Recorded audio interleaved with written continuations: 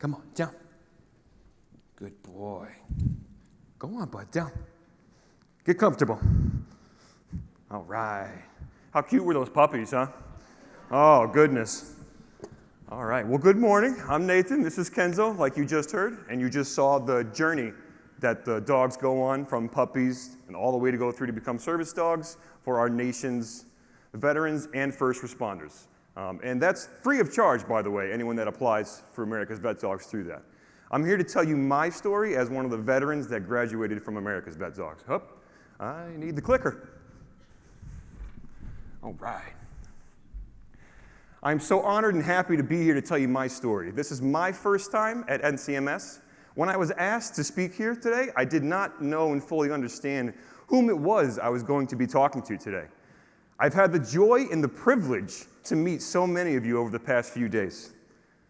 And before I get into my story, I wanted to say that I was military police, like Trish just said, and I worked in private security for 8 years after the military. So saying that and now knowing what NCMS is, I feel like I'm speaking to a room of my brothers and sisters, and it's such an amazing feeling. I did not know that when I came here. Thank you all so much for what you do and who you are. As Trish said, I served active duty in the Air Force from 2008-2012 Security Forces. It was in Kirtland Air Force Base, New Mexico. CUMSEC was the facility, the Kirtland Underground Munitions and Maintenance Storage Complex. I still got that. For the majority of the time, that's where I was, and it was an underground nuclear facility. I loved the military, loved security forces, and who it made me to this day, from the experiences and the training. For me, though, it was after the service that I began to have all my medical issues and things started to occur. I remember having back pain in the service. It was very, very common for a lot of my coworkers and people to have back pain from what we did. And it was just that common mindset where no one really, I guess, including myself, thought it was a really big deal. So I just separated from the military and really just thought because I was young and I've been through injuries before, I'll probably get over this. I'll get back to normal at a certain point, or at least close to it. And that thought just kind of stuck with me for some years. So for me, my condition from the gear like Trish said is my lower back. I have 2 herniated discs in my spine that push onto the nerves and also cause nerve damage into my leg. And now those conditions did begin slow and worsen over time. And again, I didn't really know what I was going through or how to treat it. 13 months, though, after I separated from the military, I was diagnosed with stage 3 cancer. At the time, I was 24 years old, and I didn't know what to do, what kind of treatment I needed, and that time, if I was going to survive, to be honest. For the cancer, I had to choose between a major surgery that would change my life forever, or to have a much lower chance of survival. Since the cancer spread throughout my body, I had to get advanced chemotherapy treatments. I believe I was actually kind of lucky on that aspect for the oncologist that I had. I found an oncologist that was in the field for over 40 years and lived across the street from the hospital that I was getting my treatments at. And I was working security at that time as well for the hospital, so I felt very lucky. They all helped me out and got my treatment done. But that oncologist opened his office at 3:30 in the morning so I could go get my 5 hours of chemo treatment and then go to work. And that was every day. That was 5 days in a row, 2 weeks, 1 week off, and I did that for 4 cycles.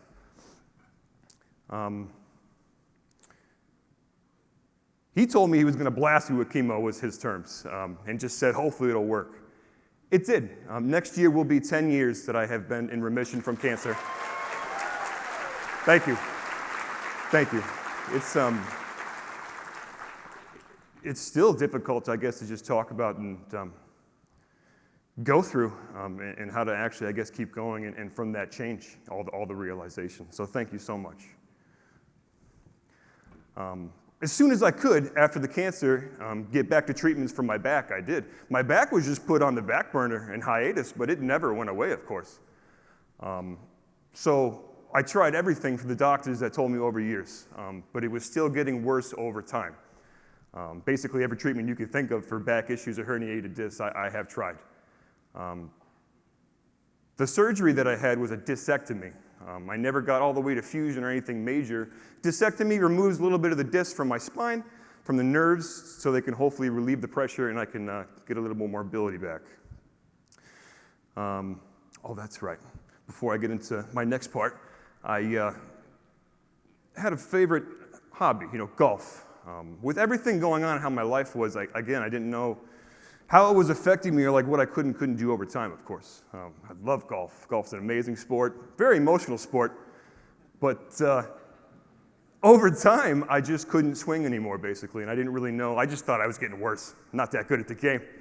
But one morning, I actually went on the first tee, and right out of a movie, I guess, I drove my first ball, and it like nicked the side of my club, and it hit some guy 20 feet to my left on a cell phone. Oh my goodness, so sorry. That was the last time I decided to actually play on a course. He was great, by the way, great golfer. He was okay.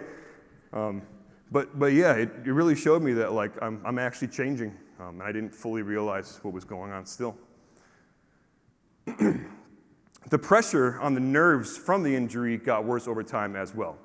I didn't understand or know again what nerve damage was or could do to you. So the pressure on the nerves in my spine went down to my leg and actually atrophied the muscles in my leg. Again, that was slow over time.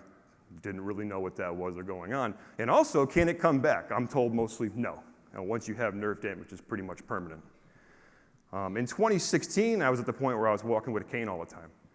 Mobility was very difficult for me, and that's when I was deciding to get major surgery to get any help that I possibly could, and I didn't really even care if the chances of actually getting back to normal were lower or not at that point. I saw 2 chief of neurosurgeries in 2 different hospitals who denied me. They said, for my condition, the chance of success was already too low, and the risk of going in there was too high. So combined, neither doctor would take that chance. That news broke me again. With the cancer in the back and that news, the mental toll on me. I keep saying I didn't know all of it. It's true, and it's still hard to explain into words, what all that did to me. So the mental toll and conditions that were taken on me, I didn't know how to get help. I was always strong-minded from the military and military police, that mindset. With the nuclear weapons facility, we had, secret clearance. And anything towards a job like that, I'm sure most of you know, you can't not be strong-minded or have health issues or anything wrong with you. So that mentality with me just stayed. Doesn't matter ever what was wrong with me, I'm fine, and I'll be okay. And that's honestly a problem, and it was a problem for me for years. I was having random periodic emotional breakdowns. I began to notice that I didn't feel the way I used to all the time. My chest would be tight, and my heart would pulse. Beat in my chest very consistently. The constant pain was like poking, it still is, it's like poking the bear all the time. It makes me extremely short-fused, frustrated, angry, and all that again over time really changed the way I was and talked to people in my workplace. The pain itself has become its own mental struggle that I face every day, almost to the point where it's almost the worst part. The pain is so bad that I have really bad mobility, but the mental aspect of trying to get through that pain every day is what's almost taken more of a toll. After I was denied the surgery, I told myself that I needed to do something and change. Something needs to be done. I began exercising. So the other part I didn't know with this condition is that I didn't exercise for a long time. I just figured the injury was so bad and what I have, there's no way it could make me better. That was wrong. Exercise for me is actually one of the main things that has brought me back. I went to a gym, fancier gym. They had the auto aerobics classes with the old women mostly, and that's where I started. I even had like the floaties on and went in the shallow end, and it's very difficult too. Don't think it's not hard. But doing the class and being in the water, it did that relief off my spine, and then I slowly was able to do more and more exercises. There's many things I can't do not get me wrong, but I really focus on what I can do, keep myself strength, and try to get over that on a daily basis. Exercise helped and continues to help me and bring me back from a bad place that I was for some time. finding a suitable career was also difficult for me after the military. Like I discussed before, security was actually the longest career that I had after the military. It was also the most comfortable that I was at a place of work after the military. I felt right at home, I knew what I was doing, and I was good at it. Unfortunately for me, that company and account that I was working for, the company got sold and the account got taken over by someone else. I couldn't find another suitable position at that time. And just kept trying to find a job chasing the dollar. And unfortunately for me as well, that was mostly physical labor jobs. So going back up to COVID, right before COVID, I was installing garage doors. And I don't know how many people do construction or have had the pleasure of unloading garage doors from the back of a semi-truck, but they're about 140, 180 pounds per door. And the company had me working by myself, which was awesome. So, again, I just had that mindset, kept going, kept surviving, kept living, but it was taking a toll on me. And I wasn't being smart for myself and trying to, what's the best for me to keep going here. So after COVID hit, I ended up using my GI Bill. I was not one of those guys that would ever going to do that. I'm not from a college family, but I figured I'd give it a shot. And I've been very successful at it so far. I do like it. But it was at the community college that I went to that had the Veteran Services pamphlet that Trish was talking about. And it's kind of the pamphlets that we have on our exhibit desk here. It was just a simple pamphlet of the information that America's VetDogs had. And it just resonated inside me with what I was feeling, what I was going through. And you know what? It actually sounds like I can get help from a dog, which out of all things for my conditions, I did not think a dog would be the thing that could help me. I was wrong. The individuals that are chosen to receive service dogs from America's VetDogs receive their dog on the first day when they get to the facility. So after the application process, the last part of it is the first responder or veteran goes to America's VetDogs for 2 weeks to do the formal training in the last part of it. And on that first day, sometimes second day, depending on the program, they meet the dog. And the first day that I met Kenzo was the start that changed everything towards my life, in my opinion.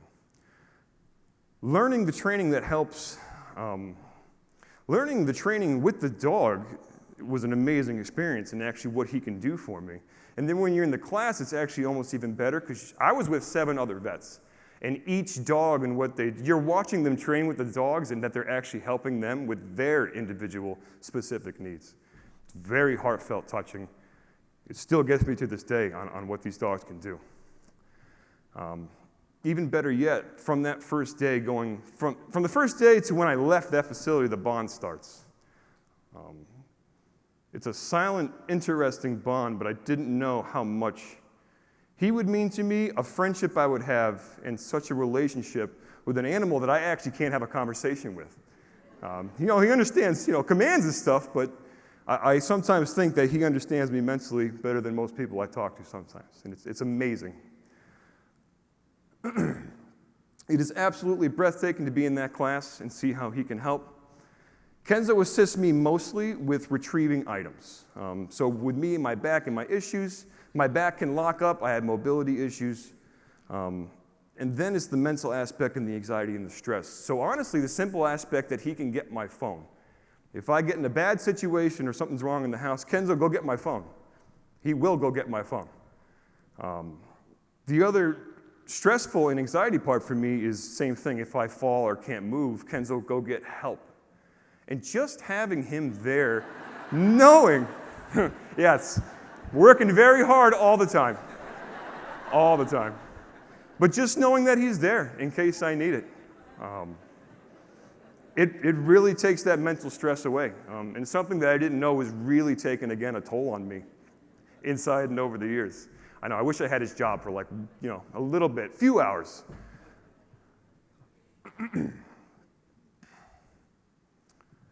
Kenzo being there for me began to heal my mental state as well. I was depressed with a lot of anxiety. And I didn't know what those were either. When I was younger and in the military, I heard about it and knew that people could have it, but I didn't personally understand what those things were. It wasn't until I've had them for so long that they got extremely bad that I actually knew what I had. And it was actually having Kenzo that actually kind of brought it more to light, in my opinion. Kenzo's also trained for PTSD. With the stress and the anxiety, there is a common command that we call rest. The simplicity of it is that I feel overwhelmed and I can't handle whatever situation I'm in, and I kind of want to be in a bubble with him and I for a second and take my mind off it. So Rest, he'll come over and put his head on my hand wherever I'm sitting, and he'll stay there until I feel comfortable to keep going. And I use Rest constantly. It is such a great thing and a command that he does. Kenzo has changed my interactions with people. That's another big one for me. So with everything that I was going through and the depression and the anxiety, I shut myself off. I closed myself off from everybody over time. Veterans, other military police people, first responders, family, friends. I didn't want to talk to anybody, ever. And again, I didn't know how bad that was or what kind of state I was in. Sorry. Kenzo brought that back. Every interaction, everything now is this guy. It's not me. I personally love that. It brings me back to be able to talk to people, you know. Oh, he's so beautiful. How's your dog? Every conversation is him now, and it's never starting with me or how I am. And in my mental state, that made me always insecure, have anxiety, and not want to talk to anybody. So I can't tell you how much. In a short period of time, I personally noticed how the interactions with people changed so much. And we're also from Long Island, New York, and in case anybody didn't know, and I know there's New Yorkers out here as well. Yes, sir. Not everybody's the friendliest out there, though. At least not all the time. And they're actually very nice people out there, of course. It's the way of life. Joe actually has a great story, too, about someone that seemed completely rude the way he was acting, and he was just trying to make a donation to America's VetDogs. So at the end, it was actually a very kind thing that person was doing, but the way he was doing it, it's the way it is out there. But because of that, too, none of that helped with my conversations. So that's why I was able to notice in a very quick time, yeah, it changed just by having him. My family dynamic changed as well. Very funny, that boy with my family. My wife and daughter absolutely love Kenzo, and even more that he's there for me, because they know I'm safe now. He has different personalities with my wife and my daughter. He likes playing more with my daughter. He knows she's younger. You'll go outside with me and throw the toy more. Loves his mama, loves my wife. To the point that I don't know if my wife loves him more than me now, but I know it's pretty competitive, though. I'm still in the running. It's good. He brings their stress level down just by being who he is and being at home. Same thing that I've noticed very quickly. The dynamic did change, and it wasn't hard to see. A lot of emotions come to me when I do this and talk about this in America's VetDogs. Every time I meet other vets and other people that have gone through something like this, and then the dog helps them, it's very difficult to not get choked up a little bit. He has helped me become better and get a fuller life again. And I didn't know if that was ever going to happen for me. Kenzo has already forever changed my life, and I know it will only get better with more time. Each of these dogs costs $50,000 to train fully and appropriately to become the accredited service dogs that they are. And what Trish just said, for the numbers that you've had this year, that means there's actually going to be a dog with that money going home to somebody, which is so amazing. Thank you so much. It's because of the generous donations and partnerships with organizations such as NCMS and the amazing people such as yourself in this room that I have Kenzo in my life, and it's possible, and I cannot thank you enough. If you know a veteran or a first responder that could possibly benefit from one of these dogs, please have them apply or reach out and inquire. These dogs do change lives and could change the life for someone you know. Thank you so much for having Kenzo and I here today. Thank you, everyone, for what you do. Stay safe, and God bless.